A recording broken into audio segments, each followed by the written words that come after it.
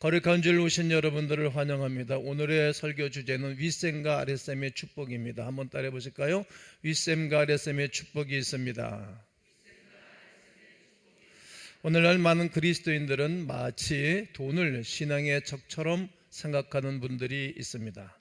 그래서 돈은 일만 악의 뿌리다 이렇게 말하는 분들도 있습니다. 잘못된 생각입니다. 여러분들은 돈을 어떻게 생각하십니까? 오늘은 재정에 대한 이야기를 하게 될 것입니다. 성경은 그 어느 곳에서도 재물을, 돈을 죄악의 뿌리라고 말하지 않습니다. 다만 돈을 사랑함이 악의 뿌리가 된다고 말할 뿐입니다. 디모데전서 6장 10절을 다 함께 읽겠습니다. 돈을 사랑함이 일만하게 뿌리가 되나니 이것을 탐내는 자들은 미혹을 받아 믿음에서 떠나 많은 근심으로써 자기를 찔렀도다. 그렇습니다. 돈은 소유자의 인격과 마음먹기에 따라서 달라집니다.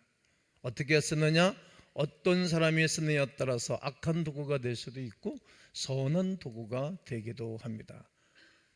밝은 면에 쓰임받기도 하고 어두운 면에 쓰임받기도 합니다. 그러므로 돈을 무작정 잘못된 것으로 생각하는 잘못된 편견은 버리셔야 합니다. 하나님은 영적인 축복만 주시면서 물질을 무조건 외면하라고 말하지 않았기 때문입니다. 이 땅에 우리가 물질 세계에서 살아가고 있는데 그렇게 말씀하시지 않았습니다. 오늘 본문은 갈렙이 드빌 거민을 공략하는 장면입니다. 누구든지 전쟁터에 전쟁으로 나가면 무섭겠죠. 두렵겠죠.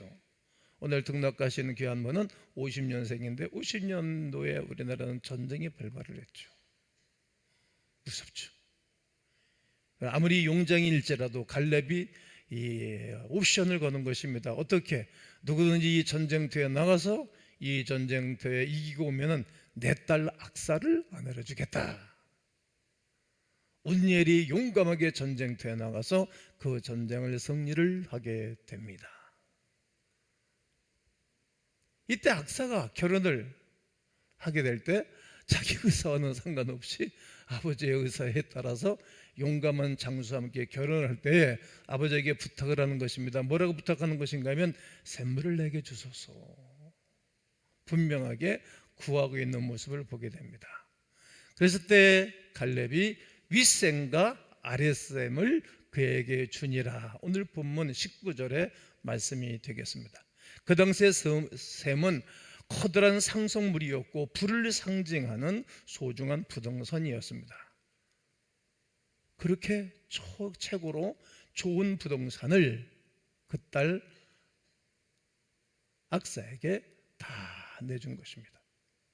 즉 윗셈은 영적인 축복을 상징하고 아랫셈은 삶의 축복을 상징하는 말씀입니다. 지나친 해석이라고 여기는 분도 있겠지만 원리 자체는 틀린 것이 아닙니다. 윗셈에서 셈이 솟아오르면 아랫셈으로 내려가잖아요. 하나님이 위에서 복을 내려주시고 이 복이 우리에게 내려오는 것입니다. 저도 윗셈은 영적인 축복으로 해석하고 싶고 아랫셈은 이 땅에서의 삶의 축복으로 정했기 때문에 오늘 이런 본문을 정하여 증거하고 있는 것입니다. 영혼을 구원하신 구원의 하나님은 나의 삶의 문제도 도우시는 섭리의 하나님이십니다. 확신하시지요? 그러므로 우리들은 돈 자체를 무조건 나쁘게 평가하면 아니 됩니다. 돈이야 적당히 있으면 되지, 그런 말을 하는 분들은 가난한 분들이 있어요. 적극적인 분이 아닌 분들이 그런 말을 하죠. 여러분 예배를 마치고 나가시면서 서로 누구에게 봉투 하나 넘겨주면서 선물 주면 깜짝 놀라죠? 감사하지 않습니까? 오히려 우리들은 선한 동기와 목적을 가지고 정직하게 돈을 추구해야 할 것입니다. 창세기 1장에서 물질 세계를 정복하고 다스리라고 우리 하나님이 창세기 1장 28절에 말하고 있습니다. 한번 읽겠습니다. 하나님이 그들에게 복을 주시며 하나님이 그들에게 이르시되 생육하고 번성하여 땅에 충만하라. 땅을 정복하라. 바다의 물고기와 하늘의 새와 땅에 움직이는 모든 생물을 다스리라 하시니라. 아멘. 하나님이 자기 형상처럼 최고의 걸작품을 만들어 놨어요. 요즘 오늘 대표기도 한 분도 AI 로봇 시대, AI 시대를 대표기도 하셨는데, 여러분 요즘은 이제 앞으로 다 컴퓨터가 일하고 또 로봇이 일하는 세대가 올 것 아니겠습니까? 하나님이 당신 비스무리한 사람 만들어 놓고 너무 좋으셨죠. 또 보시기에 좋았어요. 그러기에 복을 주셨어요. 복을 주셨는데 5가지 복을 빌어줬어요. 생육하라, 번성하라, 충만하라, 정복하라, 다스려라. 이것이 복입니다. 그러니까 이 땅에 있는 모든 것을 다스리고 정복하고 충만하고, 다시 이렇게 정복하는 것이 복입니다. 우리들이 명령에 담긴 하나님의 뜻과 마음을 읽으실 줄 알아야 합니다. 지금 믿지 않는 사람들은 자나깨나 돈 생각만 하고 돈 버느라고 아주 열을 올리고 있습니다. 때로 정상적인 방법을 사용하지 않고 잘못된 방법, 또 윤리와 도덕을 넘어선 방법으로 돈을 모으기도 합니다. 그런 것을 보면서 한눈을 팔거나 눈을 딱 감고 외면하면 하나님이 원하시지 않습니다. 기뻐하시지 않습니다. 우리가 경제 영역을 다 뺏긴다면 하나님이 기뻐하시겠습니까? 당신이 지으신 세계에 당신의 백성들에게 허락한 것입니다. 믿는 사람들은 내 영혼 평안해, 내 영혼 평안해 이렇게만 노래하고, 그리고 사명을 버린다면 되겠습니까? 이 땅에서 하나님이 주신 사명을 감당하려면 여러 가지가 필요한데 그 중에 하나가 재물인 것을 우리는 너무 잘 압니다. 1년에 2차례, 3차례 아우리째를 가고 해야 아우리째를 갈 때마다 많은 후원금들을 주잖아요. 우리 교회가 30%의 후원금을 교회 차장에서 주죠. 엄청난 재정을 쓰고 있는 것입니다. 이 사명에 눈을 뜨고 사명에 충실하지 않으면 깊은 의미가 없습니다. 우리 하나님께서는 우리들에게 영육간에 최선을 다하는 것을 기뻐하십니다. 그리고 이 사명을 잃지 않고 삶에만 최선을 다하는 것도 기뻐하지 않으십니다. 그러므로 신실하게 믿는 사람 중에서 아멘 해보실까요? 의로운 부자들이 많이 나와야 합니다. 신실한 분들 중에 의로운 부자들이 나와야 된다는 말입니다. 믿음이 좋다는 사람들이 사명에 대한 경각심도 없이 하늘만 바라보고 살아가는 사람들을 보면 너무나도 안타까운 돈이 누구에게 다 돈을 제대로 보고 제대로 쓸 줄 모르는 사람들에게 흘러들어가 있는 것입니다. 안타깝지 않겠습니까? 그래서 많은 사람들이 돈을 탈취당해 피해 의식에서 벗어나지 못하고 있고, 돈 때문에 생기는 미담은 참 많습니다. 돈 때문에 생기는 갈등도 적지 않은 것을 알게 됩니다. 그러므로 우리는 가난한 것이나 나와 혼자 평안한 것으로 만족하며 살아갈 수 없는 하나님의 사람들입니다. 물질에 대한 세상적인 욕심을 버리되 사명적인 추구와 관심은 꼭 가지셔야 됩니다.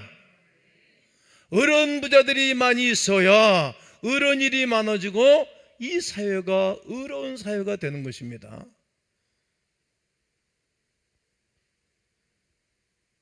문화부 장관이 모든 보고를 쭉 받았는데 거기다가 기독교인들이 사회에 헌신하는 거예요. 고아원이나 유치원이나 학교, 그 다 교회들이 한 한국 사회에 그 부흥을 가져온 단체들 아닙니까? 깜짝 놀랐다는 거예요. 이게 사회가 모르는 거예요. 그동안에 하나님의 교회가, 믿음의 사람들이 이 사회를 아름답게 국가를 귀하게 만들어 놓은 거에 대해서 지문을 없애는 거예요. 어느 대통령 정부 시절부터 사학을 없애려고 얼마나 발버둥 쳐졌지 몰래. 왜 사학을 없애고?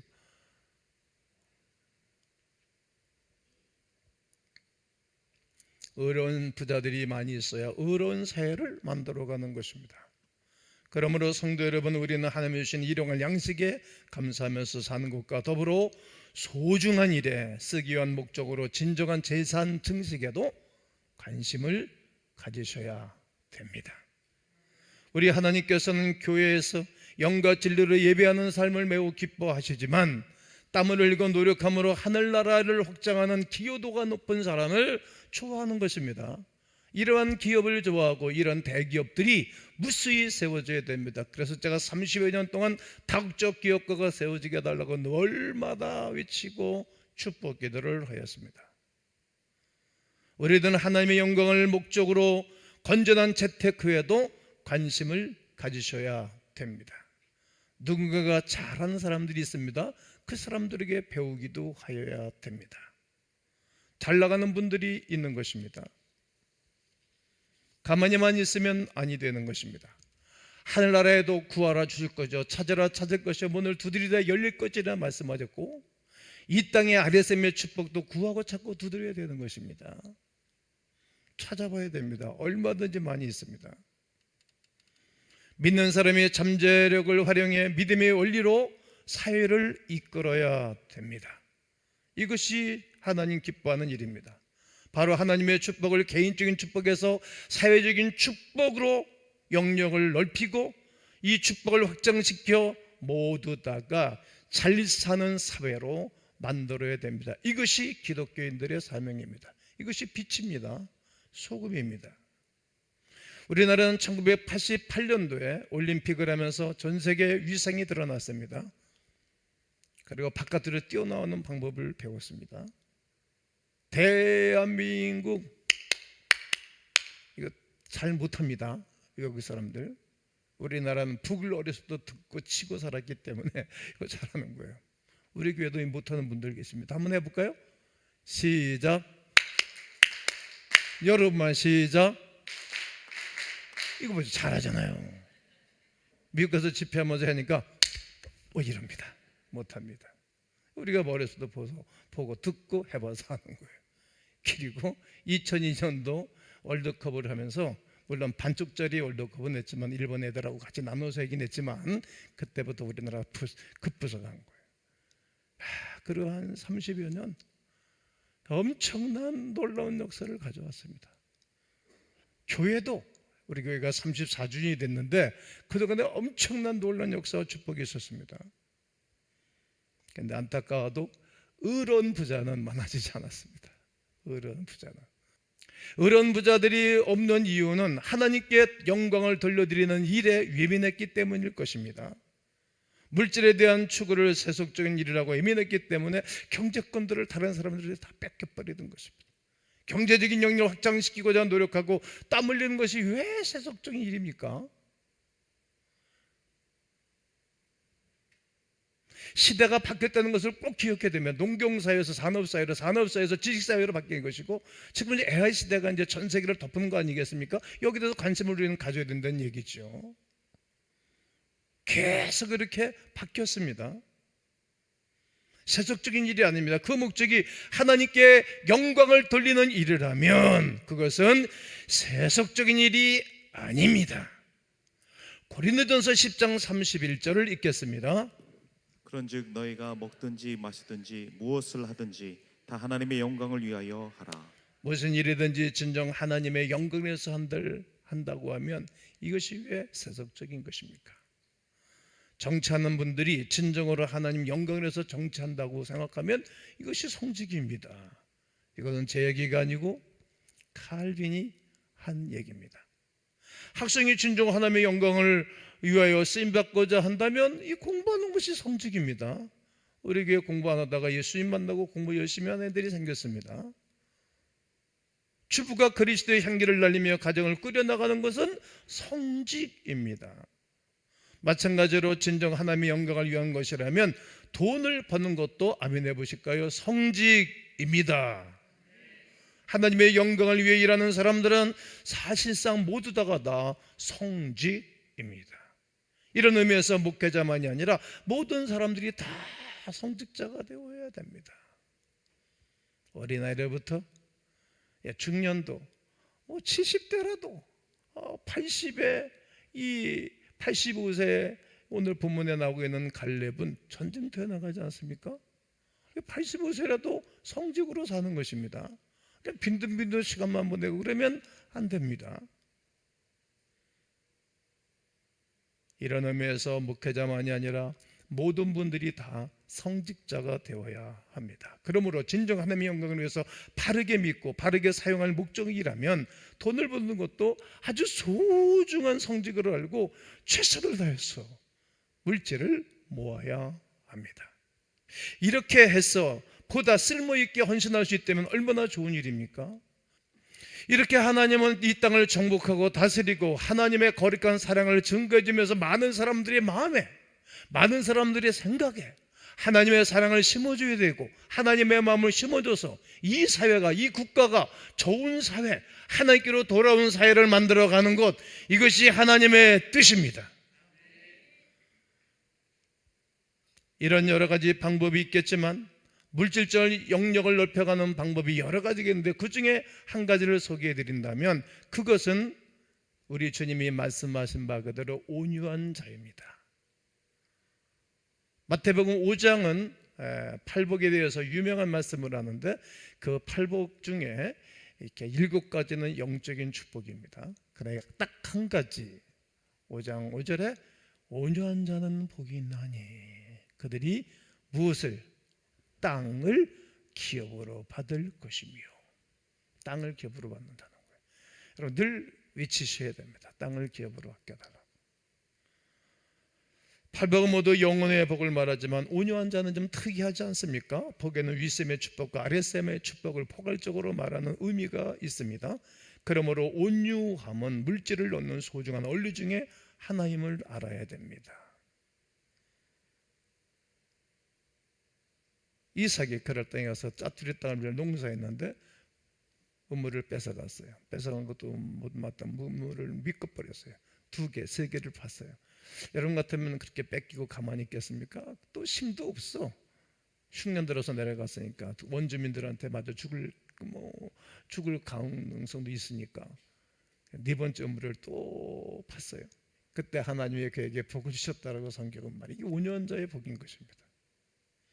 아브라함에게도 야 네가 우하면 내가 좌하고 네가 좌면 나 우할게. 그리고 조카에다가 권한을 주잖아요. 이게 온유한 자 아닙니까?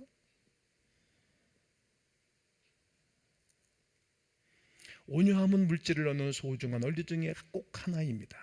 그러면 어떤 사람들이 이 원리에 대해서 그 고개를 갸우뚱하게 될 것입니다. 오냐면 어떻게 재물을 모으냐? 빼앗기지 않으면 다행일걸. 그래서 시장바닥에서 머리채를 붙잡고 싸우면서 이겨내겠다는 거예요.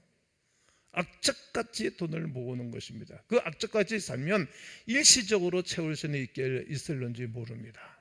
그러나 그런 식으로 재물을 모으고 난 이후에 사방을 둘러보면 온통 적들 뿐입니다.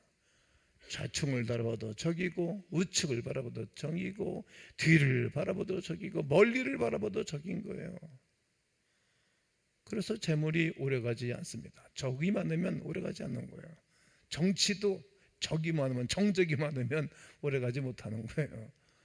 다 드러나면 내가 움직일 때마다 사람들이 편안하고 좋아야 되는 것이지, 내가 움직이고 이런 것마다 사람이 죽어 나빠져가고 사람들이 힘들면 그 사람 정치 오래 못 가는 거예요. 그게 역사가 증명해주고 있는 것 아닙니까?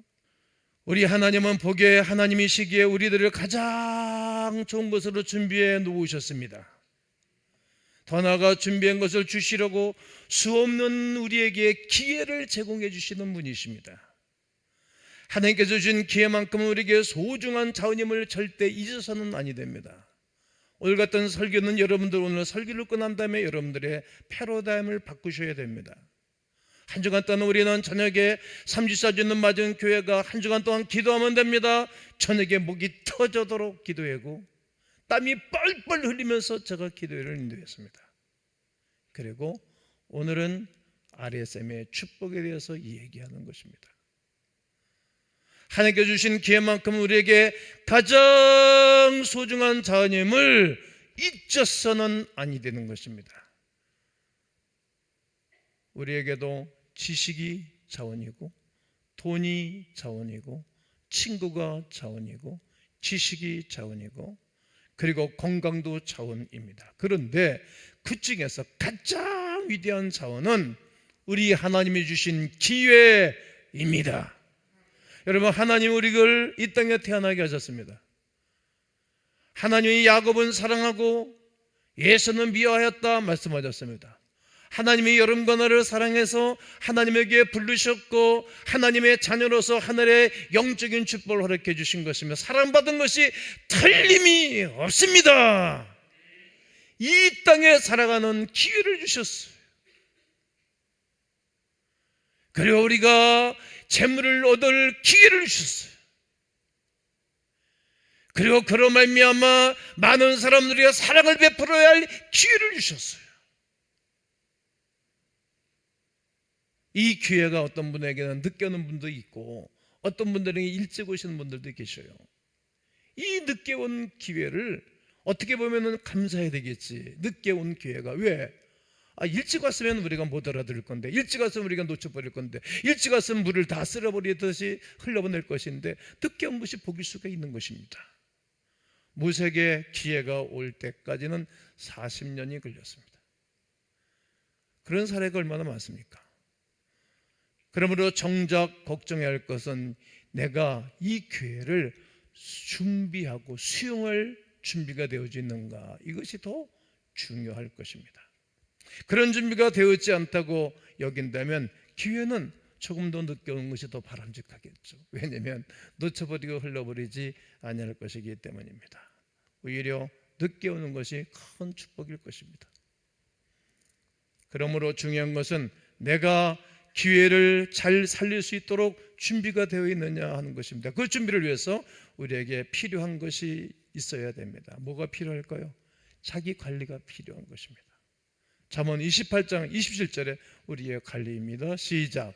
가난한 자를 구제하는 자는 궁핍하지 아니하려니와 못 본 채 하는 자에게는 저주가 크리라. 가난한 자를 구제하는 것은 궁핍하지 아니하려니와, 가난한 자를 도와주면은 궁핍하지 않는 거예요. 그러니까 도와주면 내가 궁핍하지 않는 거예요. 못 본 채 하는 자에게는 저주가 크겠다고 말합니다. 그러므로 자기의 마음을 관리하고 믿음을 관리하고 자기 소명을 관리하셔야 됩니다. 나를 하나님 부르셨지, 그래서 은혜를 주셨고 복을 주셨지, 이때 사명 따라 사는 것입니다. 사명이 없는 사람은 의미가 없습니다. 자신의 꿈과 환상을 관리해야 됩니다. 늘 제가 22살의 하나님에게 말씀하신 것을 관리하고 늘 기도하고 설교자가 된 것은 감사한 건데, 성도들이 설교하는 소리를 듣든 싫든지 좋든지 말할 수 있는 기회가 주어졌잖아요. 하나님 나에게 요셉에게 말씀하신 것처럼 이렇게 말씀하신 거 여러 번 얘기했잖아요. 제가 내가 공헌하라 그러더라도 100번 들었다고 앞으로 200번 더 들어야 됩니다. 300번 더 들어야 됩니다. 자기의 주신 꿈을 계속 말해야 되는 거거든요. 요셉이 자기에게 주신 꿈을 말했어요. 형제들한테 말했고 부모님한테 얘기하고 또 자기가 그 애굽에 가서도 수없는 사람들이 얘기한 거예요. 옥중에서도 얘기한 거예요. 그 꿈을 얘기하니까 자기 것이 된 거예요. 그대로 된 것입니다. 그와 더불어 자기의 인격과 시간을 철저하게 관리해야 됩니다. 그러는 사람들에게 기회를 주실 것입니다. 사실상 자기 관리가 철저하면 하나님이 주신 축복의 기회를 놓치지 않습니다. 그런데 구체적으로 어떻게 관리해야 될까요? 그중 가장 중요한 것은 자기의 꿈을 잃지 않고 관리하는 것입니다. 딱 정하고 잃지 않는 거예요. 여러분, 어떤 비전을 딱 던져놓으면 나는 가만히 있어도 다른 사람들이 일하는 거예요. 다른 사람들이. 다른 새로운 세계가 움직이도록 하는 것 아니겠습니까?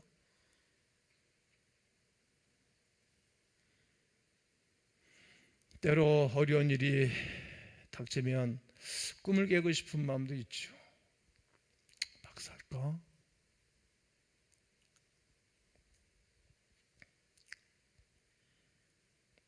인간관계 다 깨트려 버릴까? 나도 좀 편안하게 살고 싶은데 내가 왜 이렇게 맨날 10만 들러야 되는가?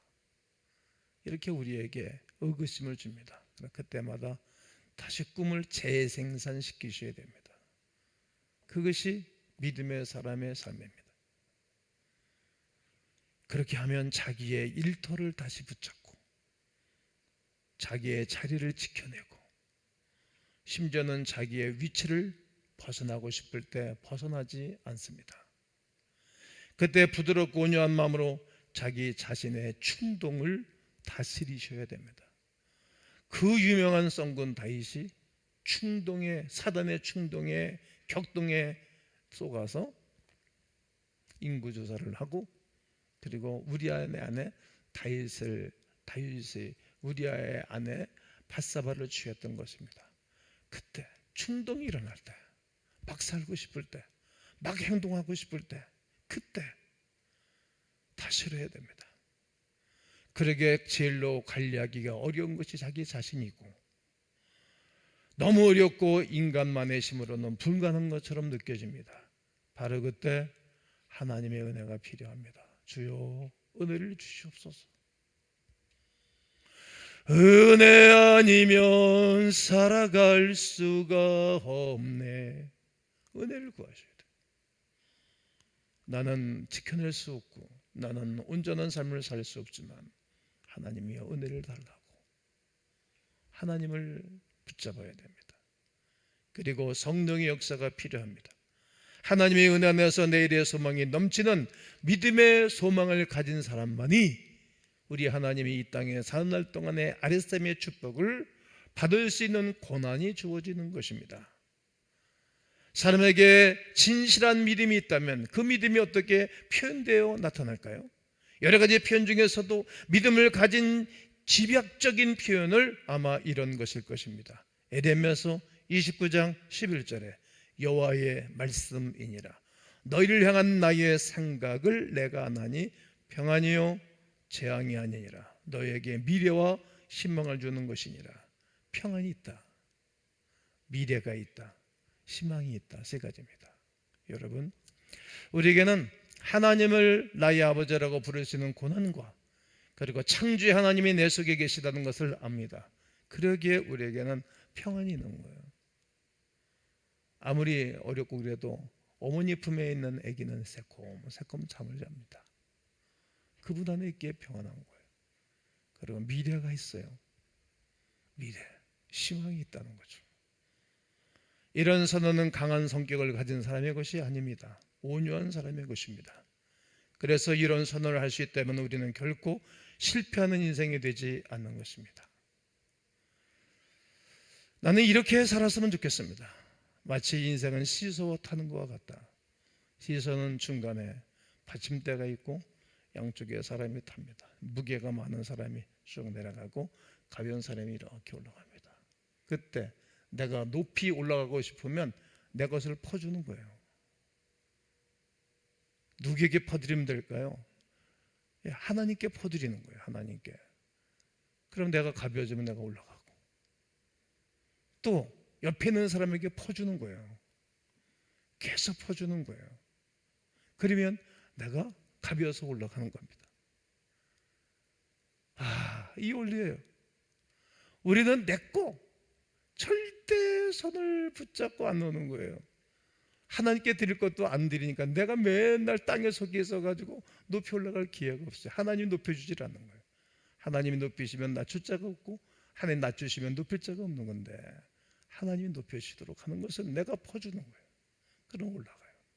성도 여러분, 이제 나는 여러분과 제가 오늘 이 기회의 말씀을 붙잡고 이 땅에 아랫샘의 축복이 있기를 축복합니다.